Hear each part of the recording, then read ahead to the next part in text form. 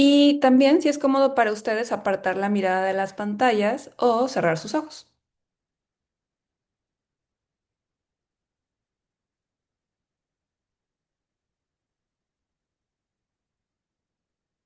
Les invito a hacer un par de respiraciones a su ritmo.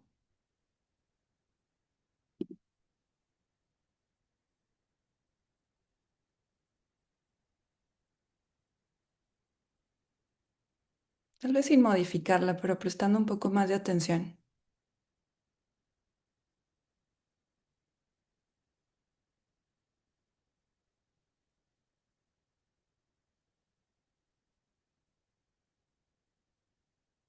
Les invito ahora a llevar la atención a la temperatura de su cuerpo.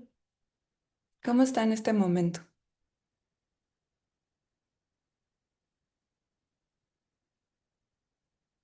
¿Tienen frío? ¿Tienen calor? ¿Está templado?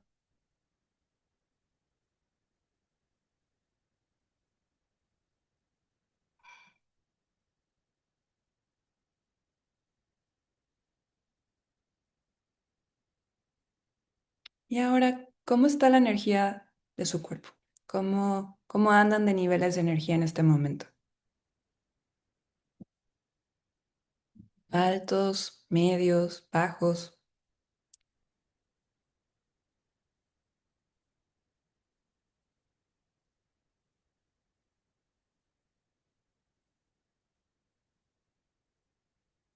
¿Hay alguna emoción que esté presente en este momento?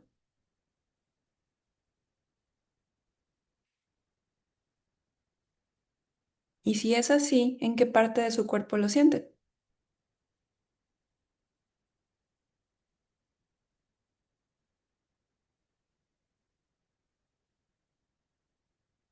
Y por último, ¿cómo está su mente?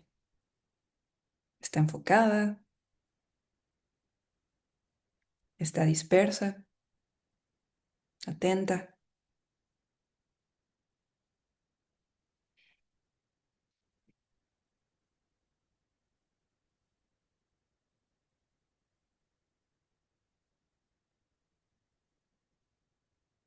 Les invito a hacer un par de respiraciones de nuevo, tal vez haciendo inhalaciones un poco más cortas y exhalaciones más largas. Por ejemplo, inhalando en 4 y exhalando en 6.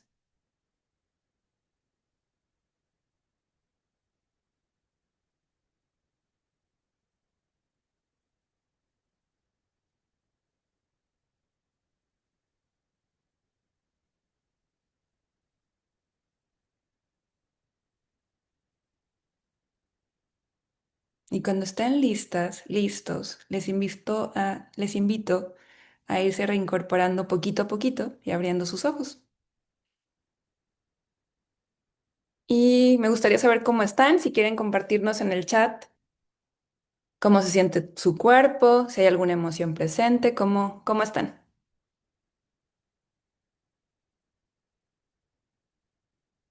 Sam, muy bien. Bienvenida, Sam. Muy bien. Pues, si les parece bien, vamos a comenzar con nuestra sesión del día de hoy, que tenemos una invitada de nuevo, la doctora Iracema Vázquez, que va a hablar del tema de los medicamentos GLP-1. Y bueno, Ira, no sé si está bien para ti presentarte, para quienes no te conocen, y comenzar con la sesión de hoy. Gracias, Carla. Pues buenas noches. Mucho gusto a las personas que no me conocen y pues bienvenidas a esta sesión. Yo soy la doctora Iracema Vázquez, soy médica general, tengo una maestría en nutrición clínica, después hice un diplomado en nutrición enteral y parenteral y una formación en coach nutricional. Y desde ahí he hecho diferentes formaciones en nutrición clínica. Trabajo bajo un enfoque no centrado en el peso, tengo formaciones en mindful eating, en psicología y psicopatología de la nutrición y el tratamiento de diabetes desde un enfoque de salud no centrada en el peso. Y bueno, pues actualmente trabajo con pacientes con diabetes, con enfermedades endocrinológicas desde este enfoque y aparte doy clases en medicina en una universidad a futuros médicos, ¿ok? Y bueno, esa soy yo. Muchas gracias. Y no sé si empiezo ya de una vez o va a pasar otra cosa. No, adelante, Ira, si quieres, comenzamos de una vez. Gracias. Súper, muy bien. Bueno, pues les quiero hablar un poquito de lo para qué se crearon estos medicamentos y qué es lo que ocurre. Normalmente nosotros cuando comemos tenemos reservas bajas de glucosa en sangre, ¿no? Entonces comemos algún carbohidrato, podemos comer cualquier cosa, pero en particular los carbohidratos van a hacer que el páncreas secrete hormonas, como por ejemplo la insulina. Cuando comemos, esta insulina hace que se meta la glucosa que consumimos a las células, ¿no? Y esto hace que los niveles de glucosa en sangre que estaban bajos suban. Entonces, para eso funciona la insulina y para eso funciona el que comamos carbohidratos, ¿no? El hecho de que los carbohidratos ingresen a las células es necesario para que puedan formar energía todas las células del cuerpo, desde las cerebrales hasta la punta de los dedos de los pies, todo necesita de glucosa para funcionar. Y para que pueda introducirse a la célula, la mayoría de las células van a requerir de la acción de la insulina. ¿Ok? Y bueno, ¿qué es la resistencia a la insulina y qué es diabetes mellitus? Bueno, pues resistencia a la insulina, normalmente nosotras tenemos unos receptores, unos puertitas que van a dejar entrar a la glucosa una vez que la comemos, ¿no? Entonces, em, aquí representan la glucosa y la insulina con esos triangulitos y con estos... Ira, no estamos sí. viendo tu pantalla. Ah, no. Oh, qué mal. A ver, otra No sé vez. por qué. Sí. A ver, ¿por qué? Qué bueno que me dices. ¿Ahí? Ahí, ajá, ahí la estamos Ah, viendo mejor. perfecto. Ok, quién sabe por qué, quién sabe qué apreté. Muy bien, bueno. Entonces, aquí está representado por unos hexágonos y que es la glucosa y la insulina es estos triangulitos, ¿no? Entonces, cuando comemos, se estimula que se secrete insulina. Esa insulina se va a pegar a un receptor en las células y eso va a hacer que salgan unos receptores que unos transportadores que van a transportar ese azúcar dentro de la célula para que pueda formar energía. Lo que pasa en resistencia a la insulina es que estos triangulitos que están aquí no están funcionando adecuadamente y entonces no se transporta dentro de la célula la glucosa. Hay aquí, como dice, disminución de la captación de glucosa y entonces la célula tiene hambre, ¿no? Entonces no puede consumir. Ira, sabes que, perdóname que te interrumpí otra vez, No, pero es que se ve dividida la pantalla, como que o sea, la presentación se ve muy chiquita, no sé por qué. a ver, déjame Ujú. ver. Creo que ya sé que apreté, espérame. Ya creo que ya sé que apreté. Aquí, aquí. ¿Ya se ve mejor? Ya se ve mejor, sí. Ah, sí, yo es que yo apreté algo. Sí, sí, sí. Ok, ok. Entonces me vas diciendo, ¿no? Si se ve bien. Se ve muy bien. Perfecto. Ok, bueno. Entonces, finalmente lo que ocurre es que la glucosa no entra a las células, la célula tiene hambre y lo que va a pasar es que le va a decir las células al páncreas que saquen más insulina para que esa insulina entre todos los triangulitos logren entrar a abrir las puertitas para que entre la glucosa y se alimente la célula, ¿ok? Entonces, en resistencia a la insulina, por diferentes factores, esta insulina no va a funcionar bien. Ujú. ¿Cómo diagnosticamos resistencia a la insulina? La resistencia a la insulina se diagnostica tanto de manera clínica, o se hace que por cómo vemos los profesionales en la salud a los pacientes, esto es, que tienen, por ejemplo, nos describen mucho cansancio, antojo por carbohidratos, que debe de especificarse muy bien si no es porque se los han estado restringiendo, ¿no? Porque si han estado a dieta constante, pues claro que se te van a antojar los carbohidratos. Pero si estás teniendo una alimentación, digamos, normal en cuanto a cantidad y calidad, y tienes mucho antojo por cosas azucaradas, pues puede ser un dato, ¿no? Otra cosa puede ser mucho sueño, sobre todo después de las comidas. Acantosis nígricas, que es esta pigmentación oscura en cuello, que también pueden salir verruguitas, que se llaman acrocordones. Cuello, axilas, ingles, ahí pueden aparecer estas lesiones. Y en laboratorios, pues podemos encontrar datos que nos pueden sugerir que hay resistencia a la insulina. Pero en particular hay dos estudios específicos para poder diagnosticar resistencia a la insulina. Uno es Quantose. Quantose es una prueba que mide unas grasas en sangre que tienen que ver con el manejo de la insulina, unos ácidos grasos. También mide glucosa e insulina y nos dice el grado de resistencia a la insulina que se tiene. Y otro es este que se llama OMA o HOMA-IR, que es el Homeostatic Model Assessment, que se puede hacer con una calculadora, se pide glucosa, se pide insulina, se multiplican y se divide entre 405. Y esto, si me da un número mayor a 2.5 aproximadamente, porque depende de la literatura, hay quien dice 2, hay quien dice hasta 3, se puede diagnosticar resistencia a la insulina, ¿ok? Esa es como la base de las enfermedades que tienen que ver con la glucosa, la resistencia a la insulina.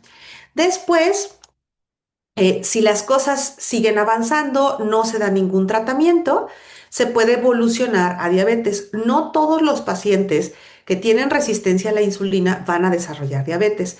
Se calcula que aproximadamente un 20% de los pacientes con resistencia a la insulina que no están bien tratados pueden evolucionar a diabetes. Entonces, ¿cómo se diagnostica diabetes? Porque aquí hay luego hay la duda, ¿tengo diabetes? ¿No tengo? Si solo tienes resistencia a la insulina, si solo tu insulina en ayuno está alterada, no tienes diabetes, tienes resistencia a la insulina.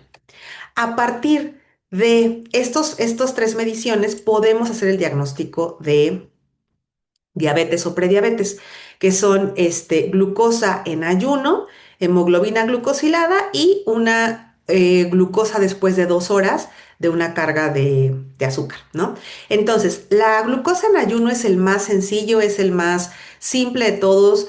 Yo les digo que es como una fotografía, es el menos confiable porque solo es una foto del momento.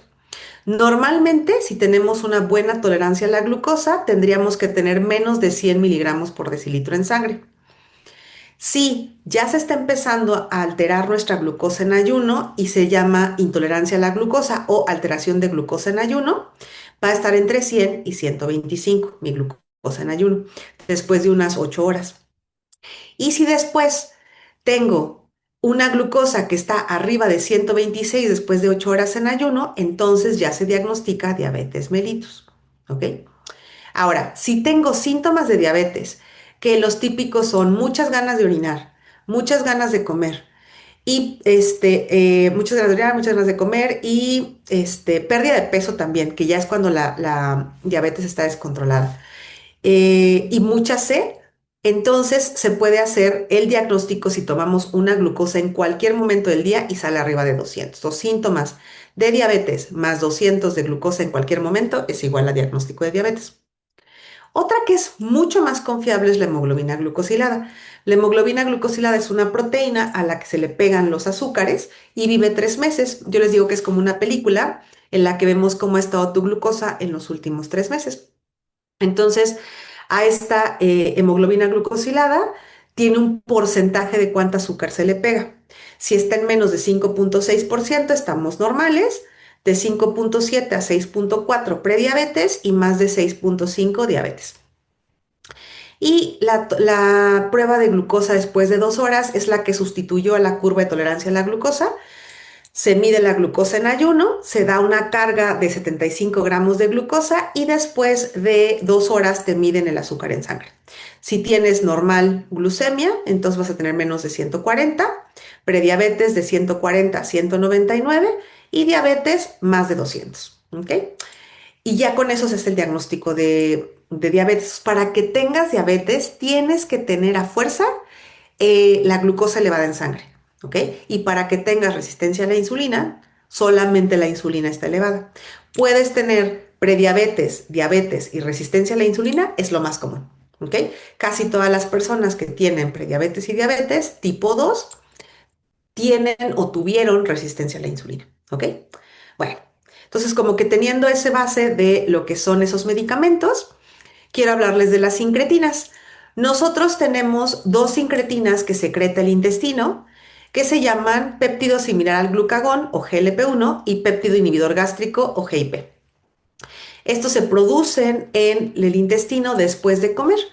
Son responsables del 60 al 70% de la secreción de insulina en respuesta a los alimentos. O sea, comemos, se libera del intestino estas incretinas, estimulan al páncreas y se libera insulina. ¿Ok? Y ayudan a que se mantenga la glucosa en niveles adecuados después de comer. Pero tienen otras funciones. Además de que hacen que se libere insulina, en el páncreas también se ha visto que disminuyen la secreción de otra hormona que se llama glucagón. El glucagón es una hormona que en diabetes y resistencia a la insulina tiende a estar un poquito elevada. Y esto hace que se eleve la glucosa en sangre. ¿Ok? El glucagón hace lo contrario a la insulina. La insulina hace que bajen los niveles de glucosa en sangre y el glucagón hace que suba. Las personas con diabetes y con resistencia a la insulina tienden a tener niveles un poquito elevados de glucagón. Las incretinas los bajan.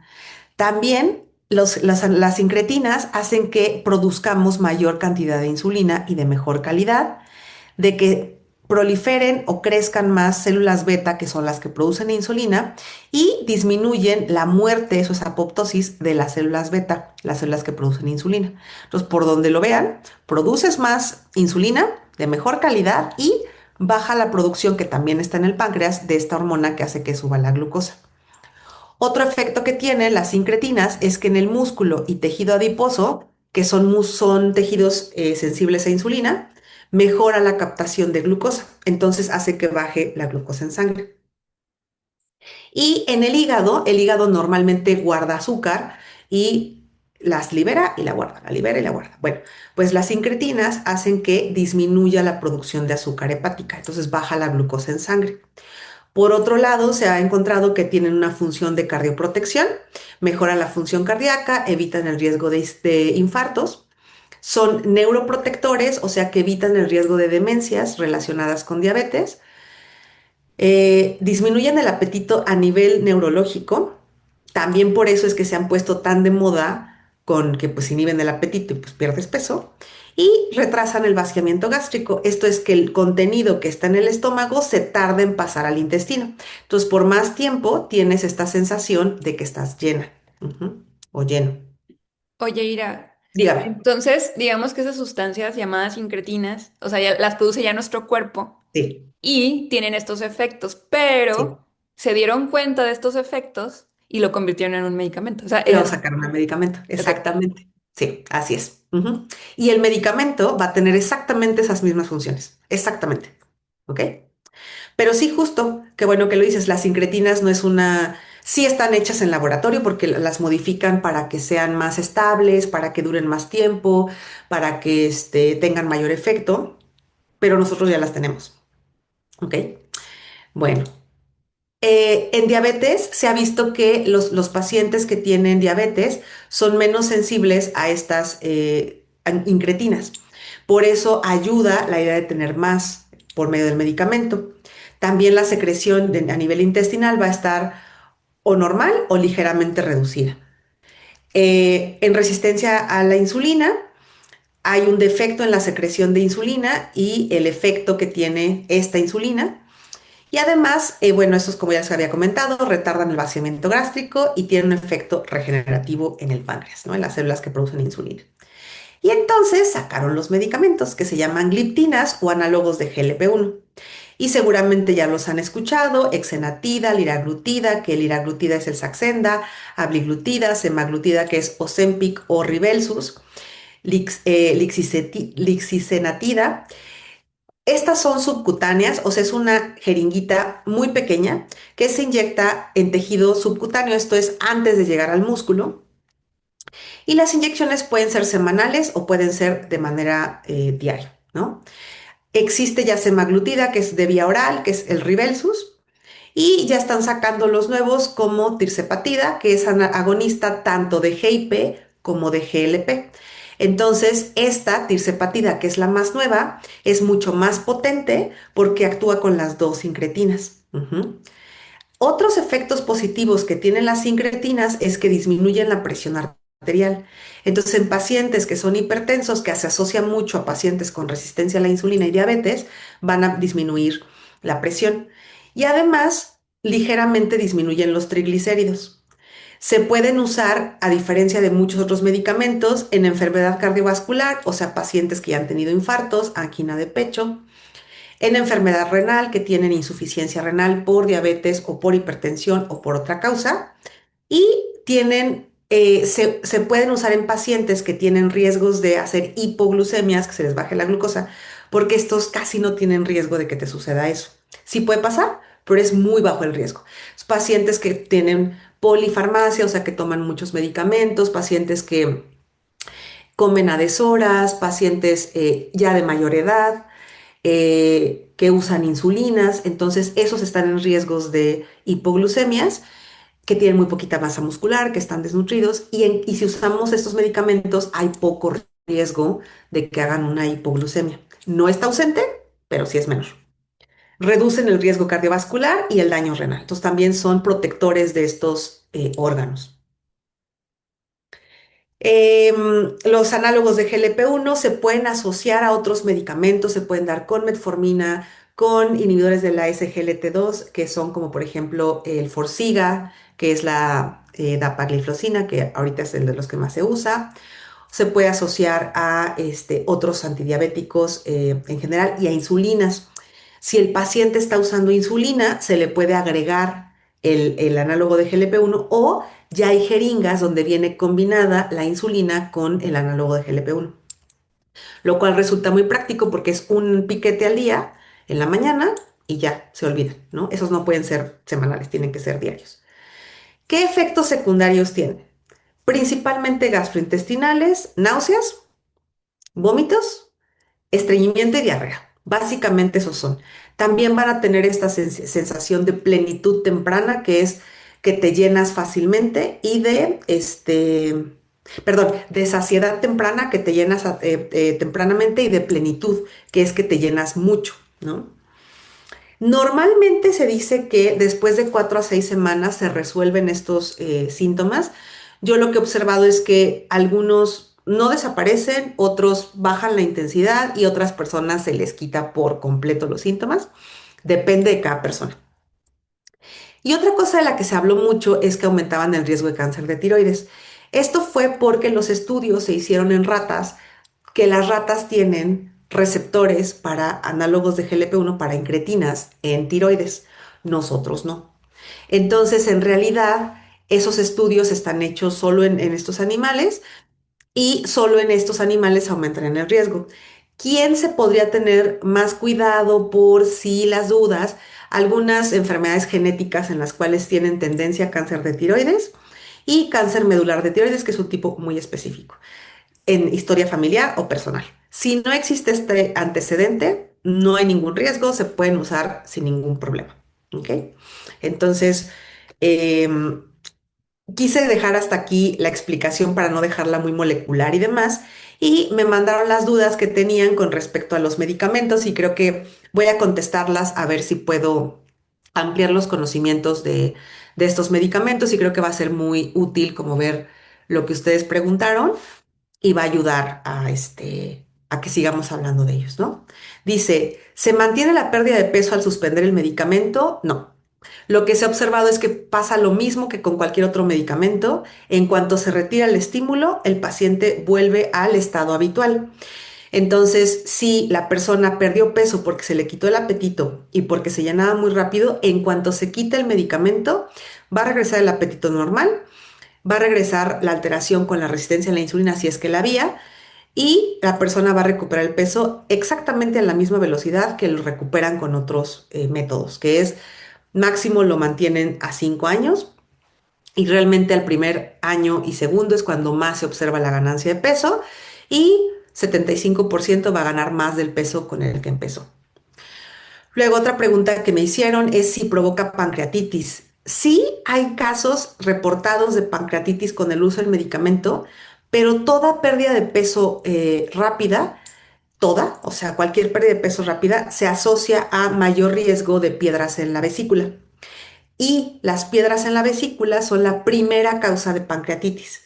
Entonces, se ha visto que las pacientes que pierden peso muy rápido pueden desarrollar más fácil una piedra que tape el conducto y entonces se haga una pancreatitis. Hay otros casos aislados en los que se ha observado que sí pueden desarrollar esta enfermedad. Todavía no hay explicación de por qué algunas personas lo desarrollan y otras no, pero los casos son muy pocos. Dime, Carla. Ah, te quería comentar, Ira. Bueno, sí, que la inflamación del páncreas, estaba viendo que lo consideran como, que pasa muy rarísimo, ¿no? Pero que sí se ha reportado, como tú decías. Pero te quería preguntar algo yo respecto a la primera pregunta, pero bueno, no sé si ya Ajá. terminaste con lo Sí, de la pancreatitis. sí, claro, sí, ya, ya listo. Que aquí he escuchado a varios médicos, sobre todo desde enfoques centrados en el peso, que hablan justamente cuando se les pregunta por la reganancia del peso en personas que han estado con esos tratamientos y que lo han suspendido. Y bueno, lo que responden es que se tiene que tomar de por vida, ¿no? O sea, Ujú, y la cuestión, aquí me quedo mucho pensando como de si es algo o sea, si hay consentimiento informado previo, o sea, en la mayoría de casos, ujú, previo a la prescripción de este tipo de tratamientos para que la persona sepa que esto es lo que puede suceder, ¿no? Y claro, que muy probable que vaya a suceder, sobre todo si no es el rango de peso defendido que tiene su cuerpo, ¿no? claro. Entonces, y aquí también me quedo pensando mucho, era también esta parte de que usualmente hay una reganancia del peso perdido, pero no se regana la masa muscular usualmente, o Ujú, sea, el así porcentaje es. de masa muscular que se perdió. Ujú, Entonces, la composición corporal no va a ser igual, ¿no? claro, claro. Gracias. Sí, es cierto. De hecho, muchas pacientes me llegan que tomaron el tratamiento 3, 4 meses y nadie les dijo que si querían medio sostener la pérdida de peso a largo plazo, tenían que tomarlo eternamente, ¿no? Que esto también es cierto para pacientes con resistencia a la insulina y diabetes. Si ya lo vas a usar y te está funcionando bien, pues es para siempre. O sea, no son tratamientos que se tomen un año o medio año y ya. O sea, se tienen que usar para siempre, como sería la insulina o como sería la metformina. En caso de que se tenga que usar, las dosis irán cambiando dependiendo de cómo se comporte la enfermedad, a veces más, a veces menos, que son enfermedades que tienden a ser crónicas, o sea, que empeoran, no por culpa del paciente, sino así son. Entonces, la tendencia es a que se aumente la cantidad de medicamento, de cualquiera, ¿no? Y esto de la ganancia de peso, aunque se esté usando el medicamento, lo que se ha visto es que sí reganan el peso, solo que más lento. O sea, en lugar de recuperarlo en 2 años, lo empiezan a recuperar a los 4 o 5 años, poquito despacito, pero sí lo recuperan. Entonces, éxito, éxito le llaman a que se frena un poco la reganancia de peso. Y la otra es que esto, como tú dices, pues toda pérdida de peso, toda, se asocia a pérdida de masa muscular, porque no podemos escoger no perder músculo cuando no tenemos suficientes calorías. Desafortunadamente la masa muscular es una fuente muy útil de glucosa, de azúcar, ¿no? Hacemos un cambio metabólico y entonces usamos el músculo como azúcar, como glucosa muy rápido y esto es una función que tiene el cuerpo y lo va a hacer siempre, ¿no? Entonces, esta pérdida de masa muscular, como bien lo dices, lo que se ha observado es que no se recupera. Recuperar músculo es súper complicado, súper complicado. Entonces, no es como que lo dejo y, de hecho, dicen, bueno, pero que haga ejercicio, que coma proteína, pero no son soluciones. Una, porque no se ha observado que el ejercicio realmente de esta ganancia de masa muscular de todo lo que se perdió. Y dos, si no hay hambre, hay muy poco ingesta de proteica. Entonces, pues no es como un freno, ¿no? Sí, que a veces es bien difícil que se puedan cubrir los requerimientos de proteína, o sea, obviamente también de carbohidratos y grasas, ¿no? De la ingesta en general, pero que pueda cubrir con los gramos de proteína que le están indicando a la persona cuando tiene un montón de náusea y que a veces no está la náusea, pero como quiera es difícil comer varias veces al Ujú. día y a veces el volumen tiene que ser pequeño, entonces Sí, se vuelve más difícil cubrir con eso. totalmente. Sí, sí, muy bien. Luego dice, ¿vale la pena la relación costo-beneficio? Depende para qué lo uses. Si te está usando para diabetes y prediabetes y resistencia a la insulina, yo digo que sí. La tendencia es que todos los pacientes están migrando para este tipo de medicamentos, ¿no? O sea, se están usando cada vez más por todos los efectos benéficos y los tan pocos efectos negativos, ¿no? Metformina sigue siendo la primera línea de tratamiento. Después de eso, los análogos digo, los inhibidores de SGLT2, como la dapagliflozina, son los que más se están usando ahorita y después estos. Pero tenemos que ver con qué paciente estamos trabajando. Si es un paciente que no le da la economía para pagar esos tratamientos, que tirzepatida puede llegar hasta 8,000 pesos mensuales, dependiendo de dónde lo compres y qué dosis tengas, pues no lo vas a usar, ¿no? O sea, tampoco se trata de ya no desfalcarte porque no puedes pagar el tratamiento. Y si es para reducción de peso, definitivamente no. Creo que es una pérdida un desperdicio de un tratamiento muy bueno para esas enfermedades, cuando si lo que estás buscando es pérdida de peso, pues es lo mismo que otros medicamentos, nada más que más caro, ¿no? Entonces, si no tienes ningún factor de riesgo, ¿por qué usarlo? No, ahí sí creo que no vale la pena, ¿no? ¿Se puede crear dependencia al uso? No, o sea, no son medicamentos que causen adicción, ni tampoco que el cuerpo se acostumbre a usarlos, pero sí en cuanto se retira el medicamento, lo que va a pasar es que se pierde el efecto, ¿no? Entonces se regresa al estado anterior. No es que se empeore de repente o que se empeore más rápido, simplemente la enfermedad sigue el curso natural, que les digo, la tendencia es a que se haga crónica, a que empeore. Tampoco significa que se va a volver terrible de un día para otro. Sí, no se deben suspender y dejar sin nada a un paciente con diabetes, por ejemplo, porque pues, si está usando medicamento, pues necesitamos ver con qué lo vamos a sustituir, pero no es que el cuerpo se acostumbre a él, ¿no? Sino, no es no es la definición de dependencia, como por ejemplo decir con fármacos para dormir o drogas, no, ¿ok? Luego dice, ¿qué es un indicativo de que puedo dejarlo o debo usarlo para siempre? Si eres una persona que este, está usándolo por diabetes, prediabetes o resistencia a la insulina, te está funcionando bien, la idea es no dejarlo. La idea es que se quede contigo para siempre, que te tienen que estar haciendo estudios de laboratorio para que veas si la dosis es la correcta, si hay que bajarle, si hay que subirle, si hay que agregarle una cosa, si hay que quitar otro medicamento, pero en realidad no habría indicación de quitarlo si te está funcionando bien, ¿no? O sea, no tendría por qué pasar. Y más si no tienes efectos secundarios, ¿no? Mira, tenemos unas preguntas aquí Ajá, en el chat. Y bueno, aquí en lo de indicativo que puedo dejarlo, también por eso justo en el consentimiento informado es importante hablar de el costo, ¿no? Y de, claro, oye, o sí, sea, mantener este tratamiento va a representar esto en tu economía, ¿no? Entonces, totalmente, sí. ujú. Pero aquí nos pregunta Alma, ¿qué medidas se pueden tomar para prevenir la aparición de piedras en la vesícula y si se tiene un efecto rebote? Bueno, lo de la vesícula no hay manera de evitarlo. O sea, si es por pérdida de peso abrupta, no hay manera de evitarlo, ¿no? O sea, lo único que se puede hacer es que se esté monitoreando a la paciente. Si ya tenía historia de piedras, pues tiene que estar con valoración quirúrgica. Las piedras no se disuelven de ninguna manera, se tienen que operar si es que ya está el diagnóstico. Y si no tenía el diagnóstico, pues entonces estarla observando, decirle qué tipo de problemas podría tener. Pero una vez más, pues no estamos buscando que la paciente pierda peso, ¿no? Entonces, si es que como efecto secundario pierde peso, pues a cualquiera le podría pasar, ¿no? Esto no es algo evitable, ¿no? Y lo del repote, pues ya es lo que comentaba, ¿no? Y pues sí, sí va a haber rebote. La respuesta rápida es sí, sí va a haber rebote, si lo que dejas el medicamento.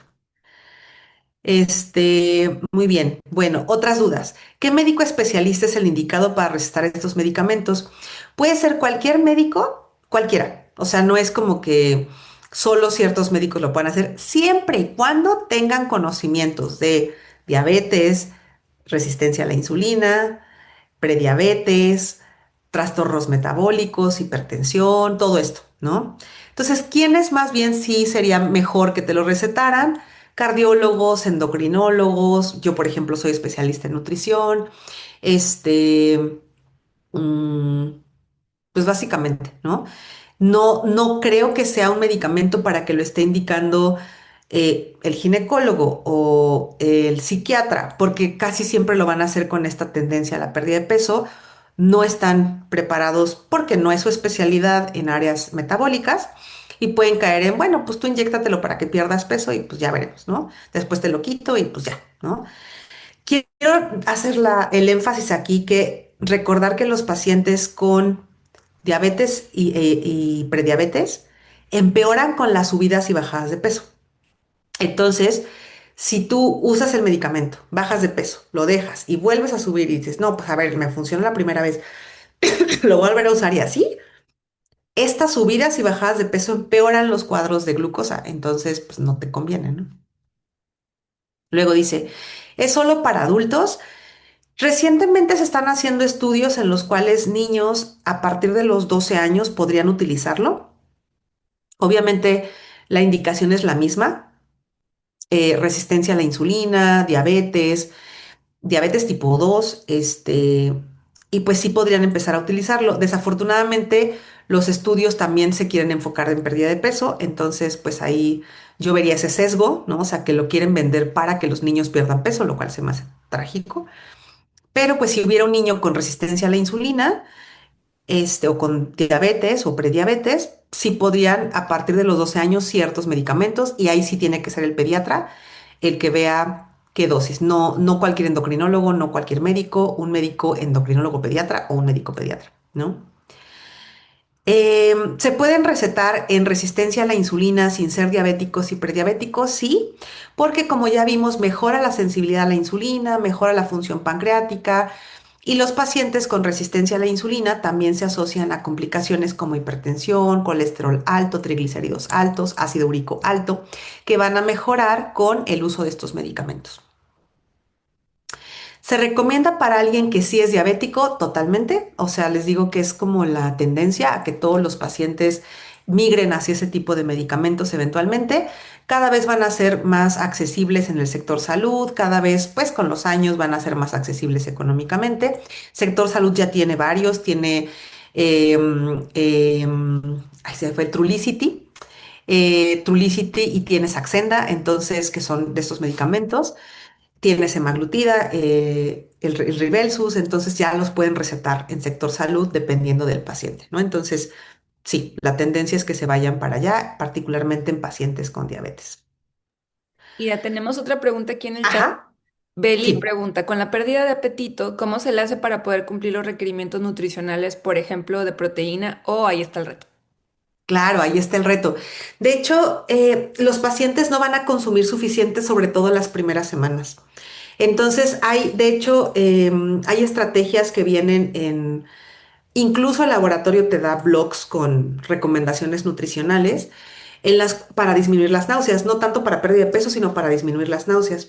Entonces, por ejemplo, se evita que sean comidas copiosas, muy abundantes, que sean más bien fraccionadas, ¿no? Varias comidas al día, que no se cene en particular y en general sí se ha visto que da más náuseas cuando hay mucha grasa, sobre todo al inicio, después ya se puede comer normal, créanme, no pasa nada, pero en un inicio con la grasa hay más náuseas porque la grasa se queda en el estómago porque no se vacía y eso da la sensación de náuseas. Entonces, en un inicio se intenta que los alimentos estén poco grasosos y poco grasosos no estoy diciendo sin grasa, ¿no? Sino estoy diciendo que no sean, pues que no estén flotando en la grasa o alimentos que tienden a ser ya de por sí solitos muy grasosos, ¿no? Como algunos embutidos o quesos muy grasosos, pero eventualmente esto se va quitando. Pero sí, sí es un reto y desafortunadamente tienden a asociarse estos medicamentos con dietas restrictivas, lo cual es la peor idea, porque entonces pierden mucho peso, pierden mucha masa muscular y después pues es muy difícil la recuperación. Pero sí, ahí está el reto.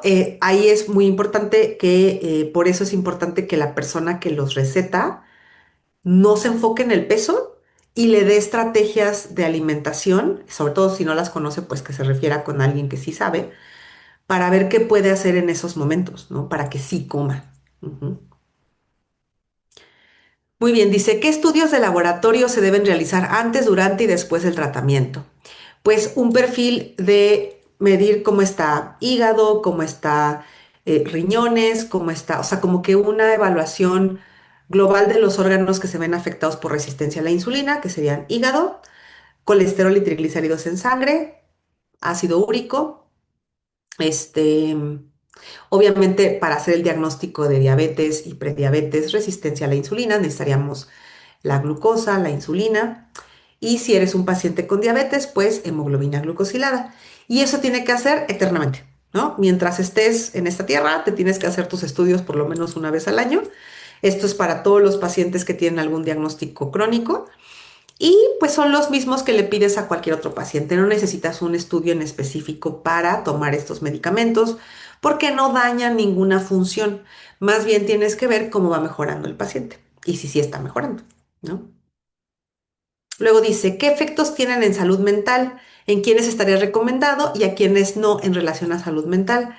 Hay pequeños estudios, bueno, pequeños, estudios con resultados como en los que se ha asociado a mayor tendencia a depresión e ideación suicida en algunos pacientes. Casos muy particulares, pacientes que ya tenían ideación suicida o ya tenían depresión. Entonces, si hay un paciente con depresión, con ideación suicida, se tiene que hacer una valoración con psiquiatría para ver si se pueden, o sea, y que conozcan de estos medicamentos para ver si se pueden usar. Y evidentemente estar muy en contacto con los pacientes en relación con, en cuanto sientas síntomas raros, me avisas y se suspende el medicamento, ¿no? De hecho, en ideación suicida sí estaría contraindicado, ¿no? Si ya hay, en ese momento son un cuadro agudo o ya ha tenido ideaciones, pues no se usa el medicamento. Porque no es concluyente los resultados, pero pues no nos queremos arriesgar, ¿no? Y cuando se asocian a pérdida de peso, o sea que se dicen, bueno, lo vas a usar para pérdida de peso, se asocian más como cualquier otro medicamento y cualquier otra estrategia a conductas de riesgo de alimentación y a mayor desarrollo de trastornos de la conducta alimentaria. Si tenemos un paciente que tiene riesgo de presentar un TCA, pues idealmente no se usa hasta que el paciente no esté en tratamiento, mientras usas otra cosa y luego ya valoras si lo puedes empezar a usar, ¿no? Porque lo va a detonar. El hecho de que no tenga hambre, de que se vea que probablemente sí está perdiendo peso, puede detonar el TCA, ¿no? Entonces hay que escoger muy bien a esos pacientes. Oye, Ira, incluso Dígame. aquí te quería comentar, por ejemplo, con el efecto que tiene en el tubo digestivo y, no sé, la náusea, la diarrea y demás, también a veces, o al menos me ha pasado a mí con algunas consultantes, que luego al querer corregir o en relación a esos síntomas, también luego es que pueden venir con conductas de riesgo, ¿no? Más aparte que obviamente la restricción que implica, pero por donde le veas, si tienes historia de conductas alimentarias de riesgo, realmente este tipo de tratamientos pueden ser bastante detonante. Así es, así es. Entonces, si tienes, si tú eres una persona que te sabes con esas antecedentes, pues no dudes en compartirlo con tu médico o médica, ¿no? O con tu nutriólogo o nutriólogo para que pues se sepa y estés protegida, cuidada, vigilada, ¿no? Muy bien. Bueno, ay, espera, ¿quién saca apreté? ¿Se sigue viendo mi pantalla? Sí, la seguimos viendo, Ira. Ah, perfecto. Luego, decía, ¿es verdad que para ahorrar con Wegovy podemos comprar la pluma con la dosis más alta y dosificar los clics? Esto, fíjense que me lo mandó una paciente y me mandó el video del doctor que lo recomienda. La verdad es que el laboratorio no recomienda eso, ¿no? Que se hagan las dosificaciones, o sea, porque lo que recomiendan en los videos es que la pluma de más alta dosificación, en lugar de darle la vuelta completa para que te saque la dosis, le cuentes los clics y entonces te apliques menos medicamento porque estás usando menos dosis.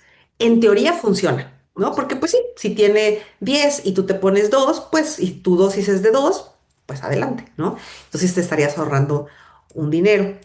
Pero la realidad es que la marca no lo recomienda así. Yo no lo recomendaría porque a lo mejor no, los clics no te dosifican la dosis necesaria porque no está hecha la pluma para eso. Entonces, yo la verdad no lo recomendaría. Yo diría que, pues sí, mejor la pluma que es con la dosis que es, ¿no? Eso es lo que yo recomendaría, la verdad. Entonces, bueno, eso es lo que yo veo. Luego, ah, dice. esta ya es la última. Dice, ¿qué estudios de respaldo tienen estos medicamentos y cómo se han realizado estos estudios? Entonces, aquí les puse que hay estudios que han demostrado eficacia en el control del azúcar, de la glucemia, pero también la seguridad cardiovascular y el beneficio a largo plazo. Entonces, de los estudios más conocidos son LEADER, SUSTAIN 6 y REWIND, que se han usado con liraglutida, que es Victoza, semaglutida, Ozempic y Rybelsus, y dulaglutida, que es Trulicity, que son todos en su versión de inyección. Y la indicación del estudio eran pacientes con diabetes tipo 2 y alto riesgo cardiovascular, o sea, pacientes que habían tenido infartos ya previos o que tenían colesterol muy alto y demás. Eh, y la última, que es Rewind, es sin enfermedad cardiovascular establecida. Y por ejemplo, de líder, se observaron reducción de eventos cardiovasculares adversos mayores, infarto, accidente cerebrovascular y muerte cardiovascular. Demostraron reducción significativa del riesgo de, bueno, Sustain, que es semaglutida, del riesgo de eventos cardiovasculares mayores y protección renal. Y en Rewind, que es con dulaglutida, se encontró reducción igual de eventos cardiovasculares, confirmando un efecto protector de la clase de análogos de GLP-1 en general, ¿no? Entonces, esos son de los estudios más conocidos que existen sobre estos medicamentos. Ahora, sobre cómo se hicieron. Se usa algo que se llama ensayo aleatorio controlado. Aleatorio significa que es al azar, controlado es que se controla con placebo. A un grupo se le dan el medicamento completo, ¿no? O sea, la semaglutida, la dulaglutida, la liraglutida, y a otro grupo se le da placebo y se comparan los resultados. Evidentemente, el medicamento tiene que ser notablemente superior al placebo. En estos casos, pues sí fue así. Y doble ciego significa que los medicamentos, ni el paciente ni el médico saben qué le estoy dando al paciente. O sea, el médico está ciego ante qué medicamentos o placebo se le está dando para que no influya en el paciente. Porque si yo sé que te está tocando placebo, igual te trato así como, ay, pues igual ni se te va a quitar, ¿no?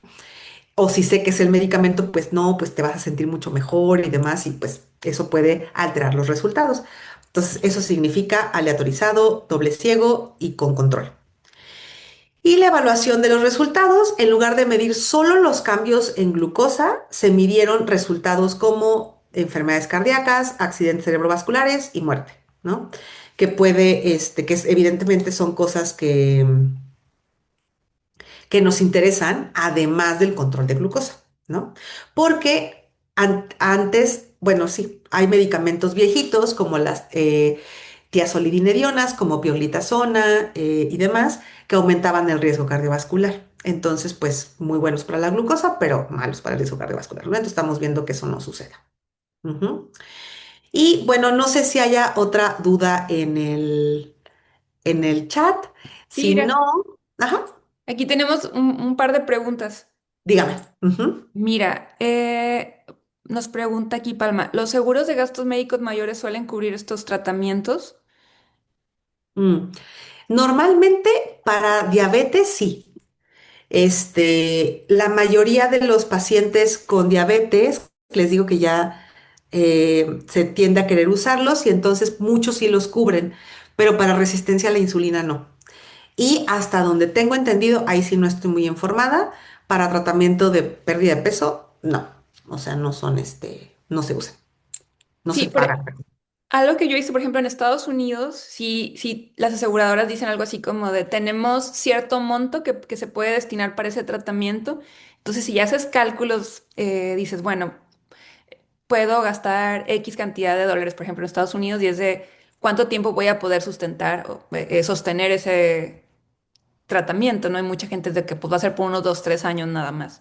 Entonces, eso es en Estados Unidos, por lo que yo sé, pero no estaba muy informada en México. Entonces, así era. Sí, algunos seguros sí lo cubren, pero solo para diabetes y prediabetes. Y de hecho, casi siempre solo diabetes. Y sí, sí es cierto, tengo una paciente en Estados Unidos que su seguro se lo cubre. Ella tiene resistencia a la insulina, pero no se lo cubren para resistencia a la insulina, se lo cubren como si estuviera perdiendo peso. Y de hecho es súper violento porque les mandan una aplicación donde tienen que registrar su peso, cuánto comieron, Mm. cuánto se inyectaron y demás. Y si no pierden peso, las regañan. Horrible. pero bueno, solo así les dan el medicamento. Bien, aquí tenemos otra pregunta de Jessica. Ya, he oído médicos bariatras o endocrinos que dicen que la obesidad, entre comillas, es una enfermedad crónico-degenerativa como la diabetes, por ejemplo, y que requiere tratamiento de por vida. Considerando a un paciente que más allá del peso también hay resistencia a la insulina, ¿qué alternativas hay cuando no es sostenible gastar 8,000 pesos al mes en estos medicamentos? Por otro lado, también se habla de terapia cognitivo-conductual para lograr un cambio sostenible en el peso. ¿Qué tanta evidencia tiene y qué porcentaje de éxito tiene para cambios a largo plazo? Pues muy bajos, ¿no? Entonces, realmente, suponiendo que el peso es una razón de que los pacientes desarrollen resistencia a la insulina, diabetes y prediabetes, suponiendo que es cierto, no existe a la fecha ningún tratamiento, ni dieta, ni cirugía, ni pastilla, ahora vemos que ni inyecciones, que vayan a asegurar la pérdida de peso sostenible. Entonces, ¿qué alternativa tenemos si somos pacientes que tenemos resistencia a la insulina y no podemos pagar estos medicamentos? Existen otros medicamentos que son bastante efectivos. Sí se puede hacer una terapia nutricional que no es para reducción de peso, ejercicio, salud mental, o sea, hay muchas cosas que se pueden hacer que no impactan en el peso. Entonces, la respuesta sería, pues, no enfocarse en el peso, porque el peso es, pues, suponiendo que sea un factor, es un factor que, en realidad no determina la salud o la enfermedad, ¿no? Ah, y de lo de la terapia cognitiva conductual, súper bajos efectos, súper bajos, porque no hay ningún tratamiento ni psicológico, ni farmacológico, ni quirúrgico que haya logrado mantener la pérdida de peso. Es excelente la terapia cognitiva conductual para problemas psicológicos, conductuales, pero no para reducción de peso, ¿no? Ujú. Gracias, Ira. Oye, y aquí les acabo de compartir en el chat las preguntas para hacerse Ah, antes sí, del tratamiento. sí, sí, si quieres las proyecto, Sí. ahí, ahí está. Déjame, ay no, cancelar. Tararán. Entonces, estas preguntas, Carla nos hizo favor de investigarlas y traducirlas. Déjenme dejar de compartir mi pantalla. Ah, creo que ya lo hice. Y les voy a compartir este cuestionario que Carla nos ayudó a localizar. Y esta sería como ¿qué preguntas deberías de hacerte antes de considerar iniciar un tratamiento con análogos de GLP-1, resistencia a la insulina, prediabetes y diabetes? Dice, ¿tengo alguna condición de salud que debería abordarse de manera más directa en lugar de probar un tratamiento para bajar de peso? Y como les comento, pues estos medicamentos inicialmente pues fueron desarrollados para diabetes y prediabetes, no para pérdida de peso. Se dieron cuenta que como efecto secundario perdía peso y dijeron, ah, dinero. Y entonces los empezaron a utilizar para esto. Pero en realidad, pues si es para pérdida de peso, la verdad es que no valdría la pena, ¿no? Hay exámenes de detección o medidas de prevención que se están posponiendo por intento de pérdida de peso. Muchos médicos dicen, bueno, no te voy a tratar hasta que no pierdas peso, ¿no? Y eso, pues, además de ser violento, es pues una negligencia, ¿no? Porque pues si un paciente me ha pasado con pacientes con hipertensión, ¿no? Que le dicen, no te voy a dar tratamiento antihipertensivo hasta que no pierdas peso porque la primera línea de tratamiento es reducción de peso. Y entonces los pacientes pasan mucho tiempo con la hipertensión, con todas las complicaciones que esta tiene, porque no se les ha dado el tratamiento adecuado, ¿no? Siento que la pérdida de peso a corto plazo vale el costo y los posibles efectos secundarios, que ya hablamos un poco de eso. ¿Qué pasaría si esto resultara en ciclos de pérdida y ganancia de peso? Y como les comentaba, pues por la parte médica, pues esto es grave porque sí se ha asociado a más riesgo de un montón de cosas, entre ellas diabetes y prediabetes, hipertensión, osteoporosis, algunos tipos de cáncer, disminución de la respuesta inmunológica. Tengo antecedentes de trastornos alimentarios que podrían desencadenarse al empezar este medicamento o por una disminución del apetito, que ya lo platicamos. Si dejara de lado el peso, ¿qué sería lo que más marcaría la diferencia en mi salud? Estoy trabajando también en eso. Necesito ayuda para cuidarme en el cuerpo que tengo ahora. ¿A qué profesionales o comunidades podría acudir para recibir apoyo? ¿No? Y bueno, aquí nos pone Carla que esto es traducido realizado por el Medical Students for Science Inclusivity en el 2023 y es los recursos para consentimiento informado de agonistas de GLP-1, ¿no? Entonces, pues por lo que entiendo, esas preguntas son como se sugiere que todo paciente que va a iniciar un tratamiento de ese tipo se les realice, ¿no? Para ver si está en condiciones de iniciar el tratamiento, ¿no? Ujú, Gracias, Ira.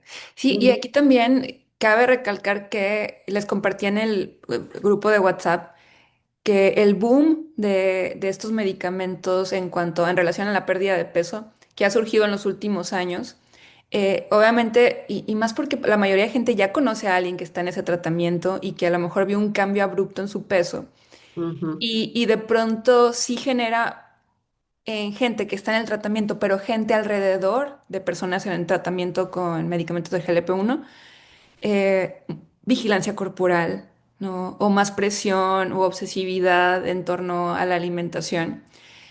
Pero para mucha gente es, híjole, tal vez yo debería de estar en ese tratamiento, ¿no? Sobre todo ujú, viendo el efecto que está teniendo en otras personas a su alrededor. Pero bueno, es importante aquí también rescatar esto, ¿no? ¿Qué es lo que se ha visto también en los estudios? Que igual hay algunos estudios que han justamente evaluado esto de la pérdida de masa grasa, por ejemplo, y ujú. del efecto que tienen posterior, ¿no? De reganancia de peso cuando se abandona el tratamiento. Entonces, vale la pena bien como indagar todo eso antes de tomar la decisión de tomar el tratamiento, ya sea porque tienes una condición de salud o porque tú decidas no hacerlo por un tema de pérdida de peso, que obviamente no lo recomendamos, pero es cierto que mucha gente decide hacerlo, ¿no? Entonces, por lo menos también estar bien informada al respecto y en base a eso, pues tomar tu mejor decisión. Claro, sí entiendo. Sí, sí, sí.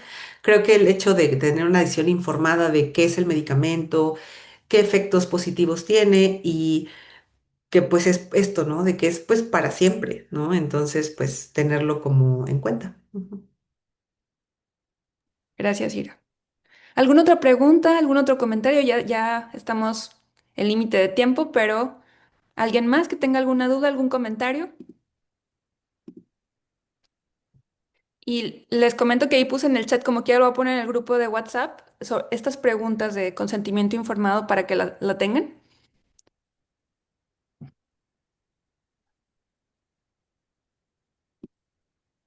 Pues creo que es todo, Ira. Ya no pusieron ninguna otra pregunta. Creo que y se respondieron todas las que habían puesto en el grupo de WhatsApp. Aquí nos ponen que muchísimas gracias. Mil gracias, Ira, por todo tu conocimiento que compartiste el día de hoy, por disipar todas las dudas, que hay un montón acerca de estos medicamentos. Eh, Dice Beli que muchísimas gracias, que súper clara la explicación. Entonces ya nos llevamos más también información de pues cómo funcionan estos medicamentos, porque muchas personas a veces no sabemos cómo es que funcionan, así que te agradecemos un montón, amiga. Ay, muchísimas gracias por la invitación. Me dio mucho gusto estar aquí y qué bueno que pues contribuyó un poco al conocimiento de estos medicamentos que ahorita se habla tanto de ellos, ¿no? En todos lados. Te lo agradecemos un montón. Un abrazo grande y pues bueno, nos vemos pronto. Subimos la grabación. Bye, que descansen.